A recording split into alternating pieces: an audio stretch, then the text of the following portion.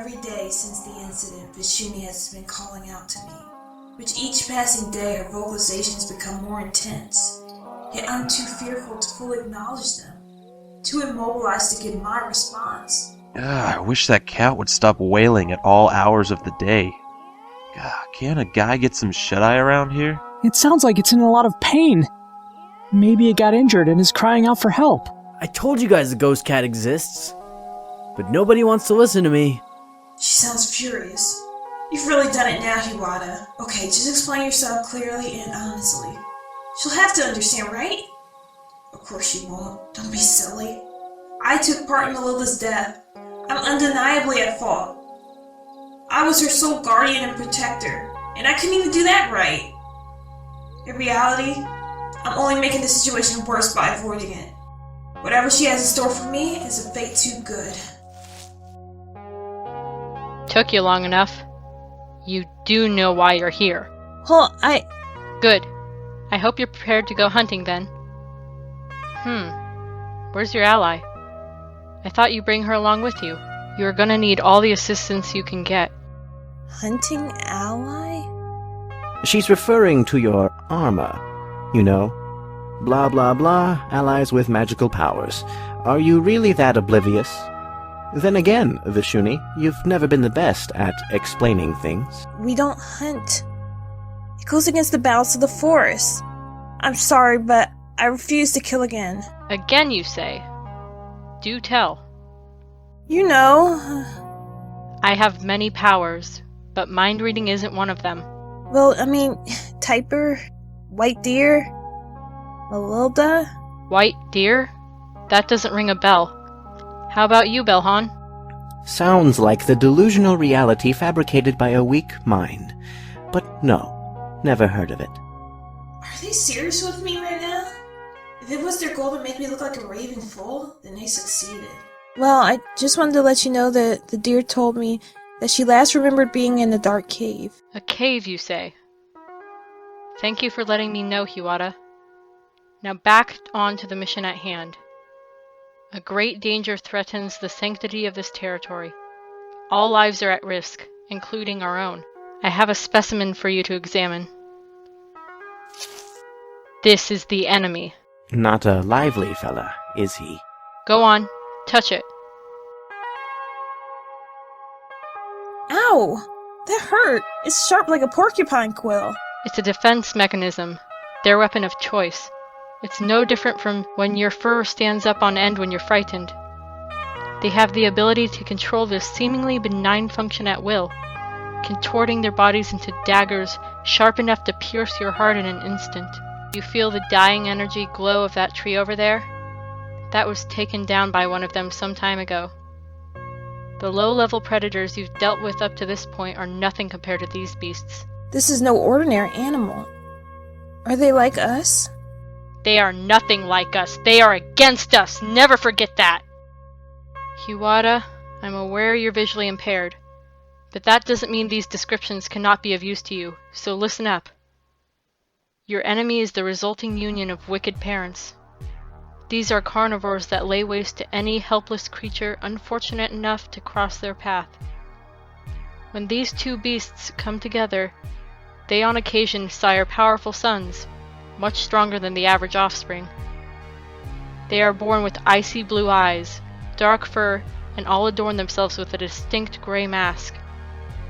This newborn is said to even bite out the tongues of the weaker siblings, leaving them to die in a slow, painful death. This is so they get full attention and resources diverted to themselves, like a cuckoo dispatching in a warbler's clutch. As they grow up, they can be fairly unassuming despite their prior violent outbursts as infants. They are like us in that they have the ability to speak to all living creatures, but most refuse to acknowledge this gift. They go about their lives, guilt-free of the killings they commit. For this reason, we call this the muted phase. The muted ones are pretty much what you'd expect from your garden variety predator, but some become very dangerous and begin killing indiscriminately, like their parents. This is what is known as a corrupted. In this final phase, their tongue darkens blue and their breath becomes icy cold. At this point, they are beyond reasoning with. We don't know exactly what makes a Mew to decide to become corrupted, or what type of trauma leads them down that path. All we know is they must be stopped. I have a question. How did you find out all this information? Have the Lucid seen the birds are corrupted? Did you know one personally? Have you tried trying to talk to them, out of killing? That fallen tree over there. You can say we're old enough to be siblings, maybe even past lovers. But you know, I have blisters between my paws older than you. Yet you think you truly understand how this world works? Your tongue is as sharp as ever. My apologies. Tell me, how do we get them to stop killing the innocent? Know your weaknesses, as well as their strengths. You are lucid. You are born weak. You are abandoned. You are a target. Your enemy is stronger than you. Your enemy is plentiful. Well, you are scarce. But for what they have in strength, we make up for with our loyal Arma. What they have in numbers, we have in longevity. Despite the odds, we can tip the balance in our favor. Let's get to it, shall we? I fear our enemy will begin stirring shortly from his slumber. Wait, there has to be more to this than just protecting territories. Am I right to believe that there are more lucid ones out there like us? And territories farther than the eye can see? Yet I'm left here to believe that this is just some overblown territorial dispute? You're very interesting. Have I ever told you that? No. Do this for me.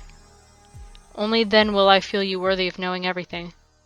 Yes, I will. As long as it's to protect the innocent. Bailey, What's wrong, Trot? what would you if you saw something? Something that you knew shouldn't be there, but it was? I don't follow. What are you trying to say? When I was at the den, I saw something that didn't seem right. One of the pups, it had... Was something wrong with one of the pups? If there's a problem, we should let Eric know about it. No, I mean, it's not important. I must have been seeing things. Eric! Hey, Eric! Trot's got something he wants to tell you! Please stop it. What's up, Trot? I wanted to tell you that you have a piece of grass on your face. Really? Where? Right there. A little more to the left. There you go. You got it. Was that all you wanted to tell me? Yeah, Trot, was that all? I was sure you had something more important to discuss with Eric. Yep, looking good, Arik. Hey then, thanks for helping me have a grassless face, I guess. Touché, Trot. Touché. I still journey to the edge of HUATA's territory every so often, testing out my abilities. I've observed that they seem to be the strongest when in close proximity of her. I only get the chance to test them at a distance, so comparatively, they're weaker. Currently, I've been able to shield myself from the rain, which is always helpful. I can walk over small bodies of water. Only at the shallow parts my power tends to weaken, and I don't focus hard enough. I can create bubbles too. The bubbles are the strangest, because I can do this despite not having any water source nearby. It's almost as if it's being produced from within my body. I wish I could share this information with you, HUATA. I don't want to get in your way, and I don't want you to worry about me. Trust me. I'm doing fine. Despite that, let's see each other soon.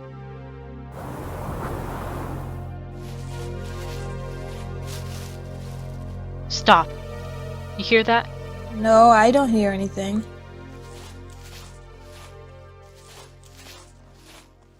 What was that?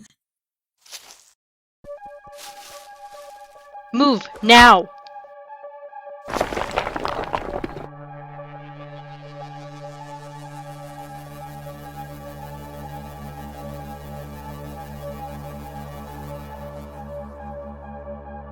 You have some nerve attacking us head on like that. It's almost as if you lost the will to live.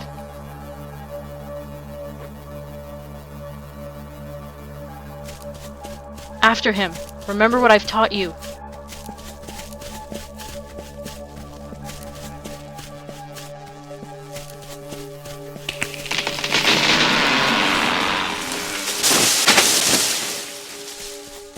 Should I try to lasso him with a vine?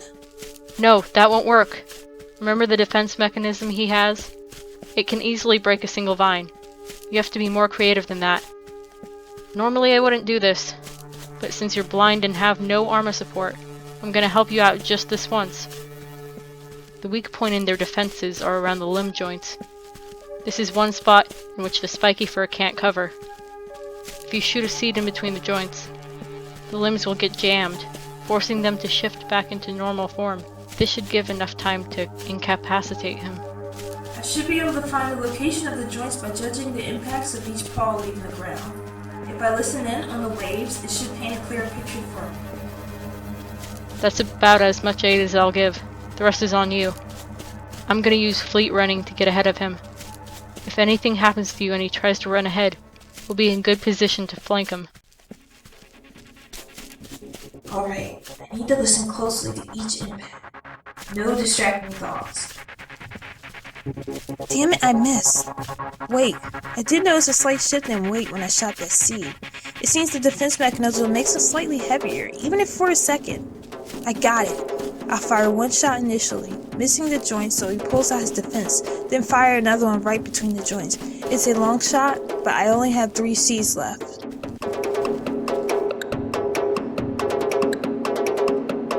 I did it! Now's my chance! You oughta know!